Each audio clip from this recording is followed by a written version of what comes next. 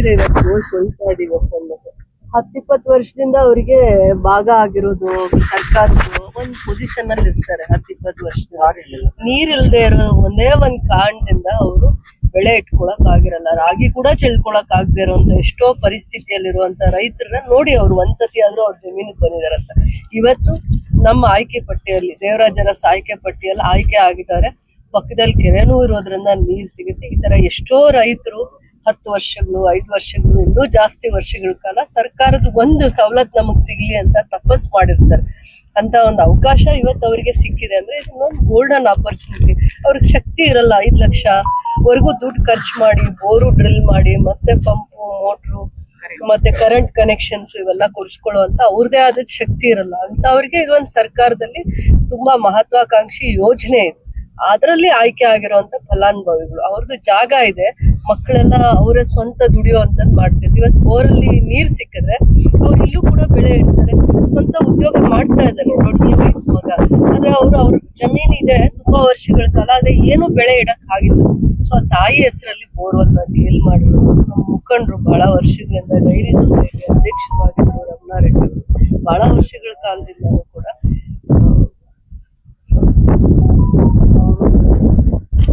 ಅವರ ಆಸೆ ಆಗಿತ್ತು ಈ ಜಾಗದಲ್ಲಿ ನೀರ್ ನೋಡ್ಬೇಕು ಅಂತ ಅಂದ್ಬಿಟ್ಟು.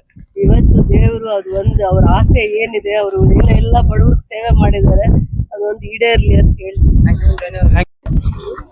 ಅಭಿವೃದ್ಧಿ ನಿಗಮದಿಂದ 25 ಬೋರ್ವೆಲ್ಲು ಫಲಾನುಭವಿಗಳಿಗೂ ಆಯ್ಕೆ ಆಗಿತ್ತು. ಮೊದಲನೇ ಫಲಾನುಭವಿದು ಭೂಮಿ ಪೂಜೆ ಬೋರ್ವೆಲ್ನ ಪೂಜೆಗೆ ಬಂದಿದ್ದೀವಿ ಇವತ್ತು.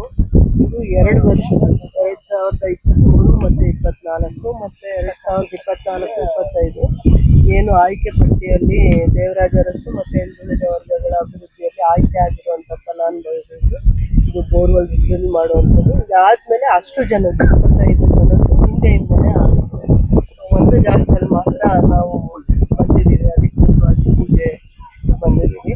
ಸೊ ಇದು ಆಯ್ಕೆ ಪಟ್ಟಿಯಲ್ಲಿ ಸೆಲೆಕ್ಟ್ ಆಗಿರುವಂತ ಬೆನಿಫಿಷರೀಸ್ ನಮ್ಮ ತಾಲೂಕು 25 ನಮ್ಮ ತಾಲೂಕು 25 ಇದು ಬರುತ್ತೆ ಇಲ್ಲಿ. ಅಂದ್ರೆ ಹಿಂದುಳಿದ ವರ್ಗಗಳು ಅದರದೇ ಸಬ್ ಕಾಸ್ಟ್ 25 ಸೇರಿ ಕಡಿಮೆ ಇನ್ನು ಮುಂದೆ ಅದನ್ನು ಜಾಸ್ತಿ ಮಾಡ್ತೀವಿ ಅಂತ ಹೇಳ್ತಾರೆ.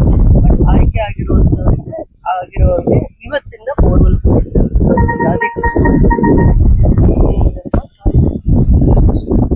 ಸುಂದರ್ ರೆಡ್ಡಿ ಅಂತ. ನಮ್ಮ ಅಪ್ಪ ಹೆಸರು ಸಂಸುಂದರ್ ರೆಡ್ಡಿ, ಮೊಹಮ್ಮದ್ ವಿಜಯಲಕ್ಷ್ಮಿ. ನನ್ನ ಹೆಸರು ಅಭಿಷೇಕ್ ಅಂತ, ನನ್ನ ತಮ್ಮನ ಹೆಸರು ಮಯೂರ್ ಅಂತ ಸರ್. ನಮ್ದು ಬಂದ್ಬಿಟ್ಟು ಸ್ವಲ್ಪ ಮಿಡ್ಲ್ ಕ್ಲಾಸ್ ಫ್ಯಾಮಿಲಿನೇ.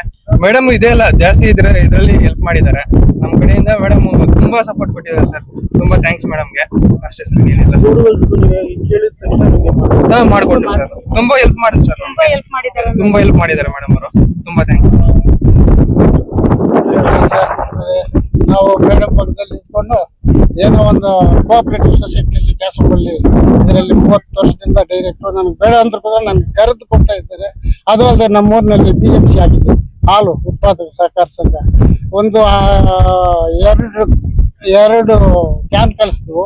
ಇವತ್ತು 3000 ಲೀಟ್ರು 2002ರಲ್ಲಿ ಓಪನ್ ಮಾಡಿದ್ದು. ಇವತ್ತಿಗೂ ನಾನೇ ಪ್ರೆಸಿಡೆಂಟು. ನಿನ್ನ ಬಿಟ್ಟು ಯಾರು ಬೇಡ ಅಂತ ಆಪೋಸಿಟೇ ಇಲ್ಲ. ಇವರೆಗೂ ದುಡಿಸ್ತಾ ಇದ್ದೀವಿ. ಇವತ್ತು BMC ಮಾಡಿದ್ದೀವಿ. 34 ಲಕ್ಷ ರೂಪಾಯಿ ಈ ಪ್ರಾಪರ್ಟಿ ಇದೆ ನಮ್ಮ ಡೈರಿನಲ್ಲಿ ನಾವು ಅಧ್ಯಕ್ಷರಾದ್ಮೇಲೆ. ಇವತ್ತು ಅದು ಒಂದು ತಿಂಗಳಿಗೆ 28 ಲಕ್ಷ ಬಂಡವಾಳ ಹಾಲು ಉತ್ಪಾದನೆ ಕೊಡ್ತಾ ಇದ್ದೀವಿ. ಅಷ್ಟು ಮಾತ್ರ ಅಷ್ಟಲ್ಲಿ ಇದ್ದೀವಿ. ಇನ್ನು ಸಾಕು ಅಂತ ನಾವು ಅಂದ್ಕೊಂಡಿದ್ದೀವಿ. ಬಿಡ್ತಾ ಇರ್ಲಿಲ್ಲ.